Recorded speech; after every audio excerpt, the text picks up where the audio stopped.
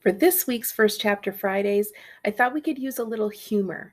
This one is called The 13-Story Treehouse by Andy Griffiths, and it's illustrated by Terry Denton. And it is kind of a Wimpy Kid-esque book in that it's got a lot of illustrations in it. It's got a lot of humor. Pretty much the whole point of the book is just to be fun and funny and light.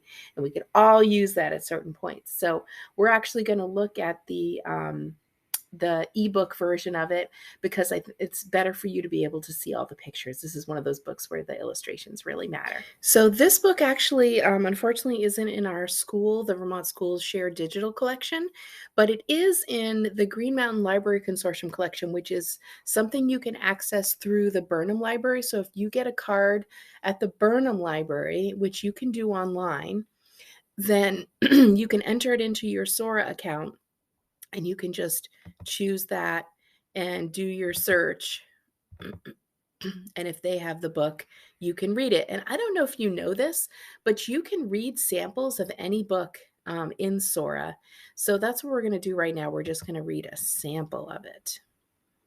Chapter 1, The 13-Story Treehouse. Hi, my name is Andy. This is my friend Terry. We live in a tree. Well, when I say tree, I mean treehouse. And when I say treehouse, I don't mean any old treehouse. I mean a 13-story treehouse. So what are you waiting for? Come on up. And so I'm going to give you a second. I don't know how well you can see this in the video, but this is a drawing of their treehouse. And I don't know about you, when I was in middle school, I would have loved this. Like, it's just an imagination of what a cool house would be if you were a kid. So it's got things like a bowling alley, a see-through swimming pool. Terry, that's my head. Oops, sorry.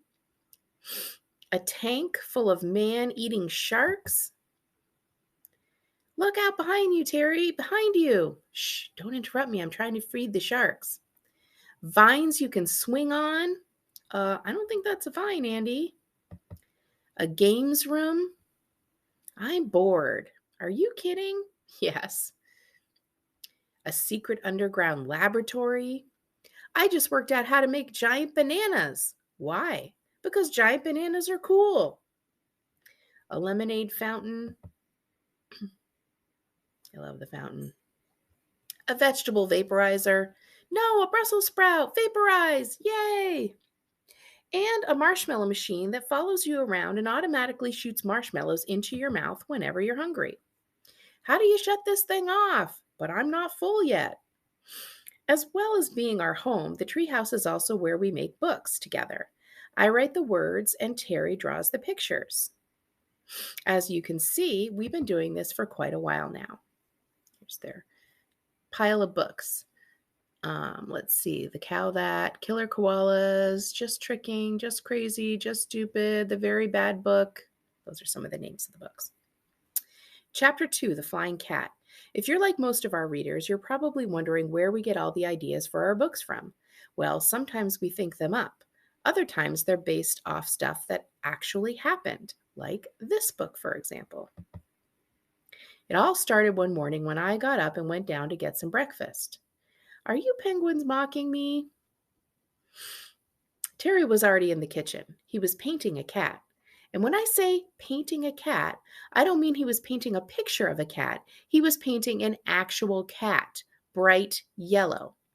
This might be a stupid question, Terry, I said, but why are you painting that cat bright yellow? Because I'm turning it into a canary, he answered. I started to explain to Terry that you can't turn a cat into a canary just by painting it yellow, but he said, "Yes, you can, watch this," and carried the dripping cat to the edge of the deck.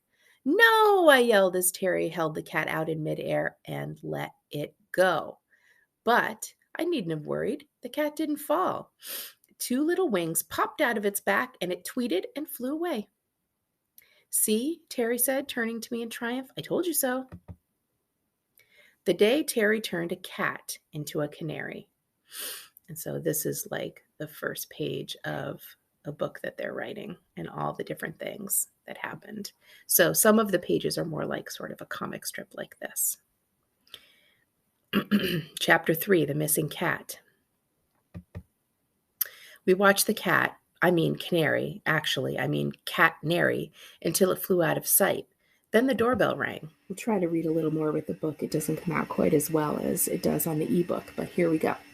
It was Jill, our neighbor. She lives on the other side of the forest in a house full of animals. She's got 2 dogs, a goat, 3 horses, 4 goldfish, 1 cow, 6 rabbits, 2 guinea pigs, 1 camel, 1 donkey, and 1 cat. Uh-oh, said Terry. She's probably looking for her cat. Don't tell me that was Silky we just turned into a catnary, I said. Okay, I won't, said Terry, but it was. This was bad. Jill loved that cat. She loved all her animals, but she especially loved Silky. Oh no, I said. She's going to be really mad when she finds out what you've done. Maybe we shouldn't tell her. Good idea, I said. Let's pretend we were not home. We did our best to lay low, but it's pretty hard to hide in a treehouse. It's no use hiding, called Jill. I can hear you, and I can see you. Silky's gone missing, and I was wondering if you'd seen her.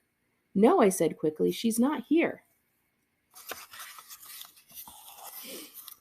Now, before you start thinking I'm the kind of person who would tell a lie, I just wanted to point out that although the first part of my sentence, no, was technically a lie, the second part, she's not here, was definitely the truth, which I'm sure you will agree cancels out the lie. Oh, said Jill sadly. Well, anyway, I made up a missing cat poster. Can I put it up on your tree? Sure, I said. It's the least we can do, which was also definitely 100% true. So here's the poster. Missing cat Silky. She looks like this. Cute little ears, beautiful green eyes, darling whiskers, very soft white fur.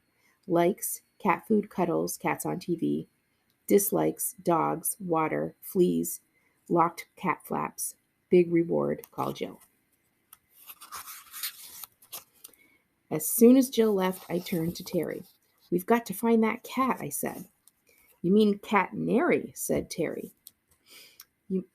Whatever, I said. We've got to find her.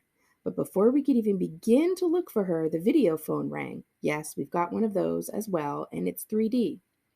Maybe that's Silky now, said Terry. Don't be stupid, I said. Cats don't like phones. Cats don't use phones. Maybe they can, said Terry.